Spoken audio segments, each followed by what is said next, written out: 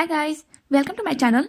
और आज हम पढ़ेंगे मोहनजोदड़ो के बारे में। फर्स्ट वीडियो में हमने पढ़ा कि हड़प्पा सभ्यता की भौगोलिक विशेषताएं जाना, हमने पढ़ा उसके बारे में। ठीक है, हड़प्पा सभ्यता में लोग अपना जीवन निर्वाह कैसे करते थे उसके बारे में पढ़ा। अब बारी है मोहनजोदड़ो के बारे में पढ़ने का। तो मोहनजोदड़ो है क्या? तो मोहनजोदड़ो जो है वो हड़प्पा सभ्यता के दो मुख्य शहरों में से एक है। और हड़प्पा सभ्यता में दो मुख्य शहर कौन कौन से थे? तो एक था हड़प्पा और दूसरा था मोहनजोदड़ो। तो मोहनजोदड़ो जो है, मोहनजोदड़ो वो मुख्य शहरों में से एक शहर था। अब मोहनजोदड़ो की विशेषताएं जानेंगे हम कि मोहनजोदड़ो में उसकी विशेषताएं क्या क्या है। तो मोहनजोदड़ो है जो है मुख्य शहरों में से एक है। यह आधुनिक कहाँ स्थित है? तो ये जो है पाकिस्तान के लहरकाना जिले में स्थित है। कहाँ स्थित है? पाकिस्तान के लहरकाना जिले में स्थित है। इसका क्षेत्रफल कितना है? इसका क्षेत्रफल लगभग 125 हेक्टेयर है। और मोहनजोदड़ो में नगर को मुख्य रूप से दो भागों में बांटा जाता था। मोहनजोदड़ो को जो है उसे दो भागों में बांटा जाता था, उसकी नगर को। तो कौन कौन से भाग में बांटा जाता था? तो दुर्ग और निचला शहर। अब ये दुर्ग क्या है और निचला शहर क्या है उसके बारे में जानते हैं। ये दुर्ग जो है वो निचला शहर के आकार में छोटा होता था। ठीक है, ये दुर्ग आकार में छोटा होता था लेकिन ऊंचाई पर बनाया जाता था। ठीक है, दुर्ग को चारों तरफ से दीवारों से घेरा गया था। यह दीवार ही इससे निचले शहर से अलग करती है। जो ये दीवार चारों तरफ से घिरा गया था ना, वो दीवार ही इस दुर्ग को निचला शहर से विशेष बनाता है। ठीक है, अलग बनाता है। अब जानेंगे निचला शहर क्या है। ठीक है, तो निचला शहर आकार में दुर्ग से बड़ा होता था। यह सामान्य लोगों के लिए बनाया गया था। मतलब निचला शहर में सामान्य लोग रहते थे। तो हम कह सकते हैं ना, दुर्ग में जो है वो वहां पे राजाएं रहते होंगे, है ना। निचला शहर में सामान्य लोग रहते थे। यहाँ की मुख्य विशेषताएं इसकी जल निकास प्रणाली थी। ठीक है, अब जानेंगे दुर्ग के बारे में। दुर्ग की विशेषताएं क्या क्या है? तो माल गोदाम। दुर्ग में जो है वो माल गोदाम भी होता था, जिसे हम अन्नगृह भी कह सकते हैं। ठीक है, यह एक बड़े आकार का गोदाम होता था जिसमें अनाज को रखा जाता था।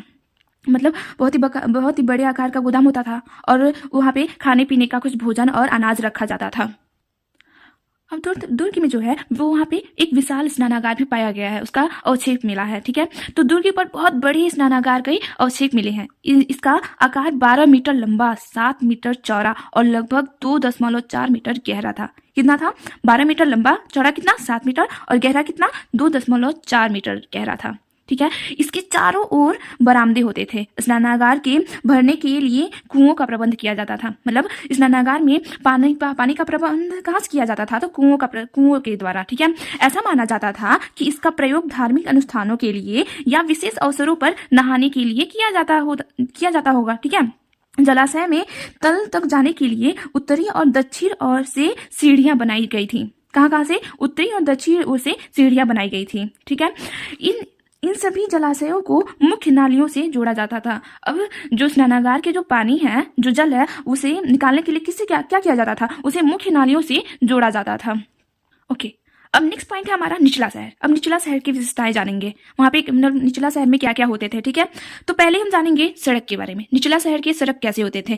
तो मोहनजोदड़ो में ना सड़क 4 से 10 मीटर तक चौड़ी होती थी। ठीक है, मोहनजोदड़ो में 4 से 10 मीटर तक चौड़ी होती थी। यह सड़क एक दूसरे को समकोण पर काटती थी। ठीक है, यह सड़क जो है वो समकोण पर काटती थी। कई इतिहासकारों का यह कहना है कि सड़कों को इस प्रकार से बनाया गया था कि वह हवा से अपने आप साफ हो जाया करती थी। अब सेकेंड पॉइंट है जल निकासी प्रणाली। अब जो जल निकासी प्रणाली था ना, वो बहुत ही नियोजित तरीके से था। इतना नियोजित था ना कि नियोजित ढंग से नालियां और गलियों का निर्माण किया गया था।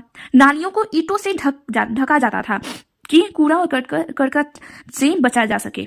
वर्षा जल निकास के लिए विशेष प्रबंध किए जाते थे। अब थर्ड पॉइंट है भवन निर्माण। मोहनजोदड़ो में साफ सफाई का विशेष ध्यान रखा जाता था। प्रत्येक घर की दीवारों के बाहर एक नाली अवश्य होता था। मतलब घर से बाहर पानी जाने के लिए नाली क्या होता था? अवश्य होता था। पानी की निकासी के लिए हर घर में नाली का प्रबंध किया गया था। हर घर में बड़े बड़े आंगन होते थे। आंगन के चारों तरफ कमरों का निर्माण किया जाता था। उस आंगन का प्रयोग खाना बनाने तथा अन्य कार्यों के लिए किया जाता था। निचले कमरों में खिड़कियां नहीं होती थी और दरवाजे आंगन की तरफ खुले होते थे। हर घर में पक्की ईंटों का बना हुआ स्नानागार होता था। अर्थात स्नान करने के लिए एक स्नानागार होता था जो पक्की ईंटों से बना हुआ होता था। अब स्नानागार की नालियां जो है वो घर के बाहर गलियों में नालियों से जुड़ी होती थी।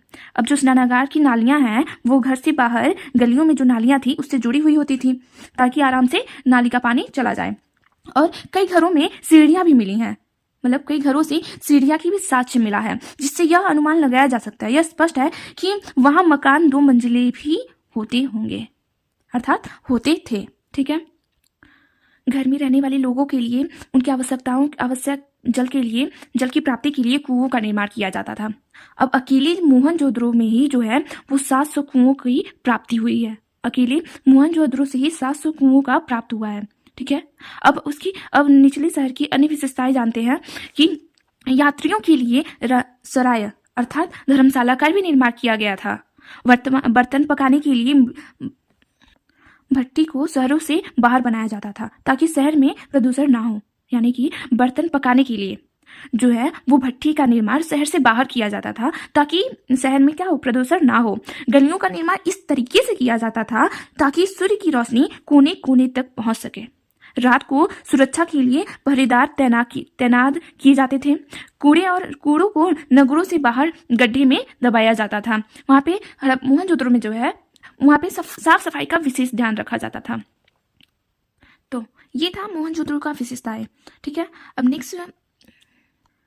नेक्स्ट टॉपिक है हड़प्पा सभ्यता का पतन कैसे हुआ, हड़प्पा सभ्यता का अंत। ठीक है, ये हमारा टॉपिक है। तो ऐसा माना जाता है कि हड़प्पा सभ्यता का अंत प्राकृतिक आपदा के कारण हुआ होगा, जैसे कि भूकंप। मतलब कि ऐसा अनुमान लगाया जाता है कि भूकंप आया होगा और पूरा तहस नहस हो गया होगा, ये भी एक कारण हो सकता है। अब दूसरा कारण बताया जाता है कि सिंधु नदी का रास्ता बदल जाना, मतलब सिंधु नदी अपना रास्ता बदला होगा और फिर पूरा शहर ले डूबा होगा, ये भी एक रीजन बताया जाता है। अब थर्ड रीजन है कि महामारी, जैसे कि कोई महामारी फैल गई होगी जिसके कारण उनके पास कोई उपचार नहीं होगा उसके लिए बचने के लिए, तो वो भी एक कारण है। जैसे कि और फिर नेक्स्ट है अगला है जलवायु परिवर्तन।